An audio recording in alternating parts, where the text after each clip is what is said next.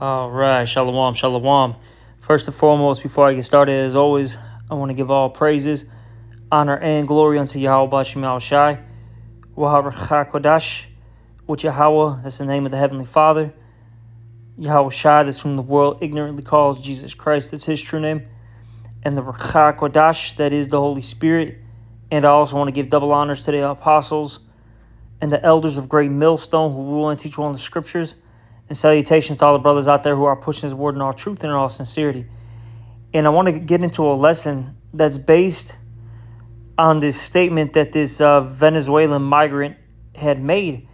And the statement that he said was, the American dream doesn't exist anymore. All right. And you see a lot of these migrants, all right, they were sold lies, basically, okay?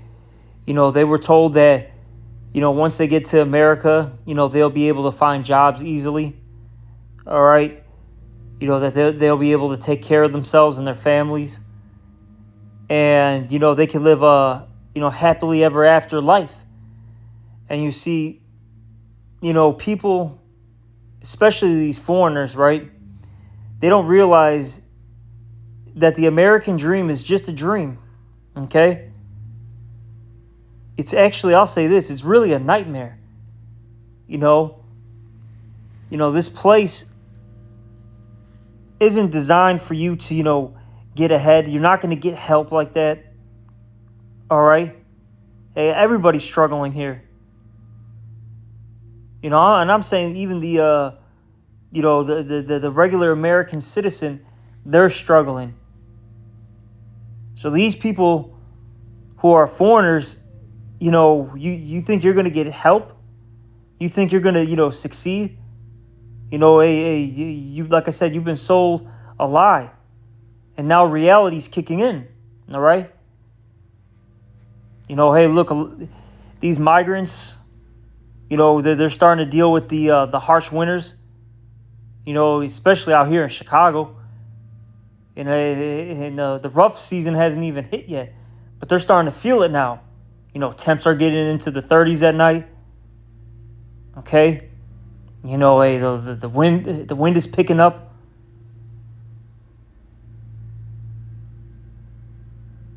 There's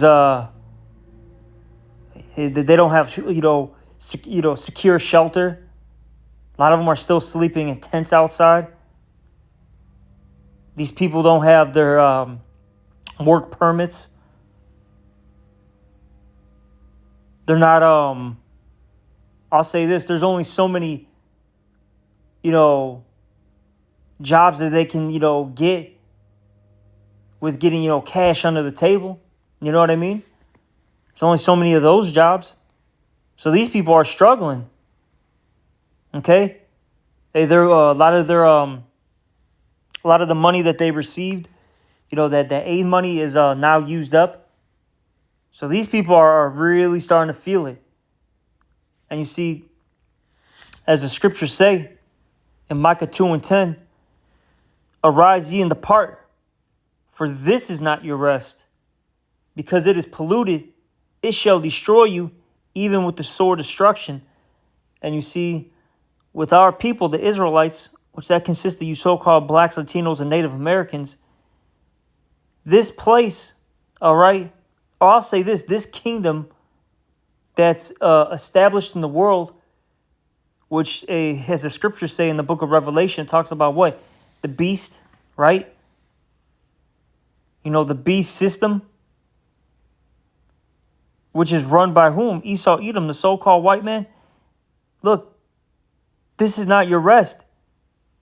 All right? This is not your rest.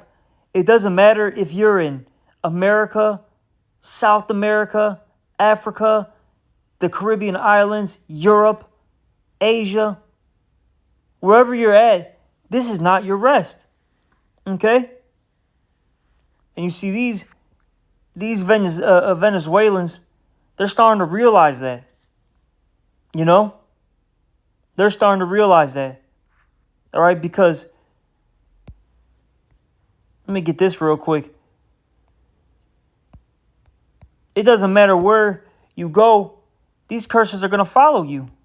Okay? You know, this is Deuteronomy chapter 28. I'm going to have to start at 64, but the main points are a little bit further down. This is Deuteronomy 28 and 64. And the Lord Yahweh shall scatter thee among all people, from the one end of the earth even unto the other. So the Lord's telling us that we're going to be all over the world. All right? All over. Okay? And there thou shalt serve other gods, which neither thou nor thy fathers have known, even wood and stone. And among these nations shalt thou find no ease, neither shall the sole of thy foot have rest.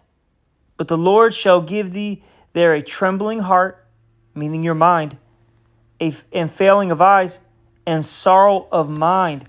And thy life shall hang in doubt before thee, and thou shalt fear day and night, and shalt have no assurance of thy life. You see? We're not going to have any ease. We're going to be stressed out. We don't know if we're going to be, coming or going. All right? And like I said, these Venezuelans, they're starting to realize that now. All right? You know?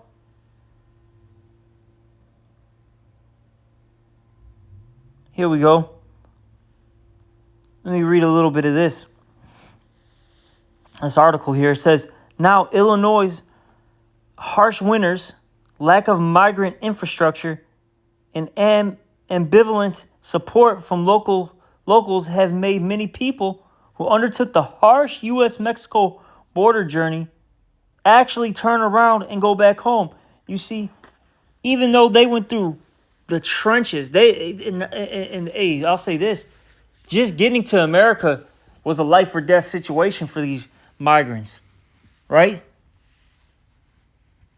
Even though they took that life or death journey, a lot of them said, you know what, we need to go back home. It's too much for us, you know?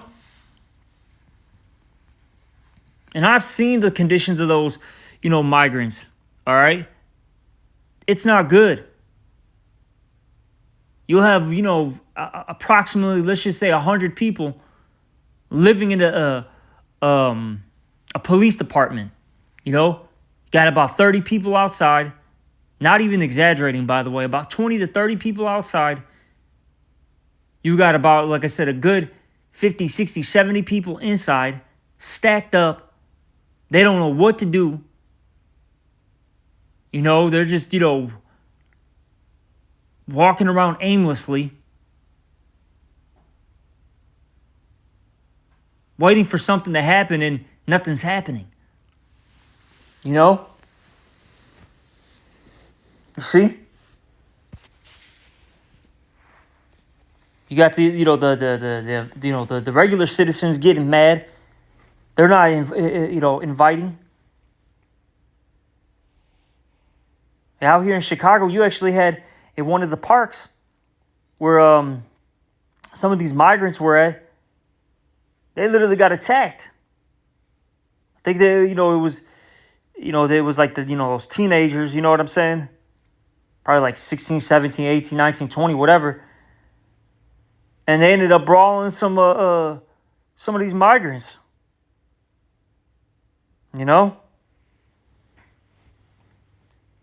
It's rough. It's rough for these migrants, man. Yeah, but these are the curses. Okay? But let me keep reading. It says, Venezuelan-born Michael Castajon,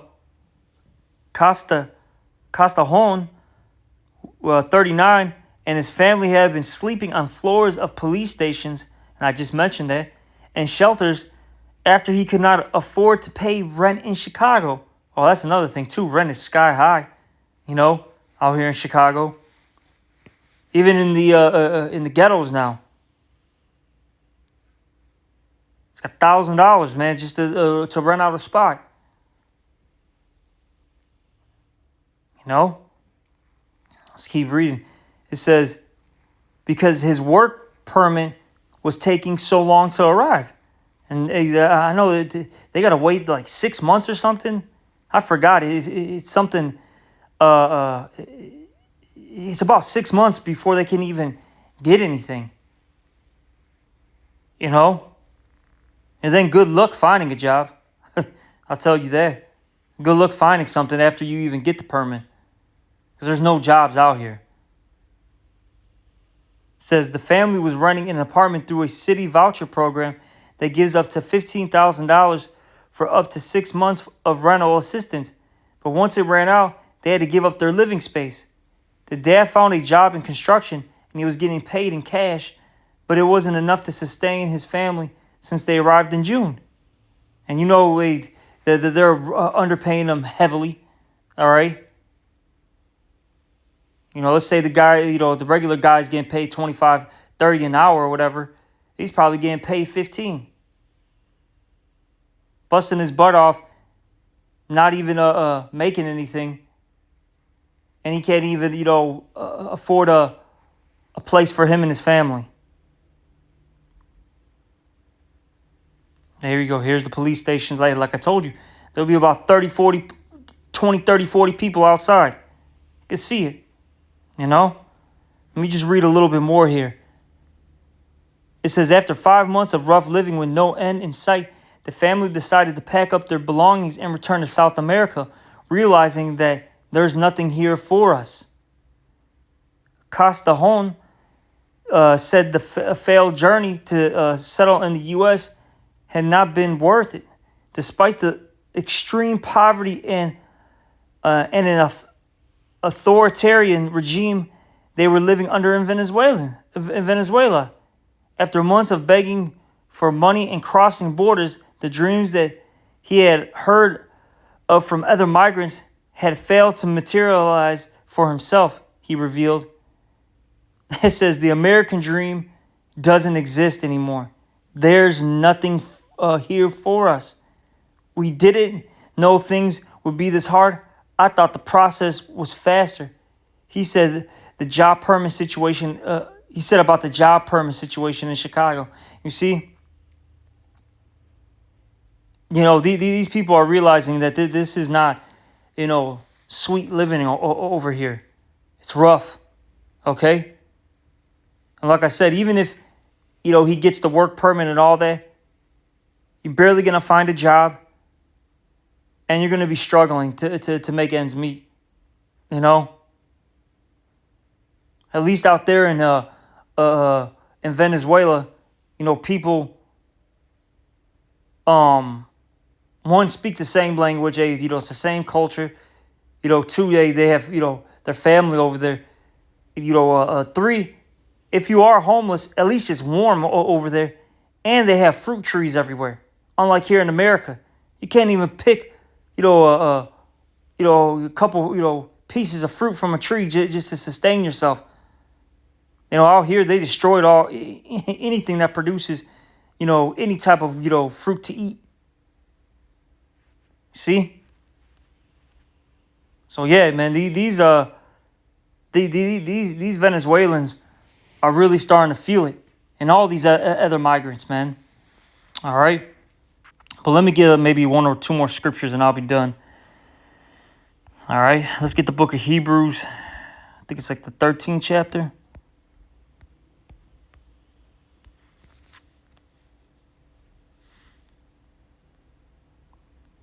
This is Hebrews 13 and 14.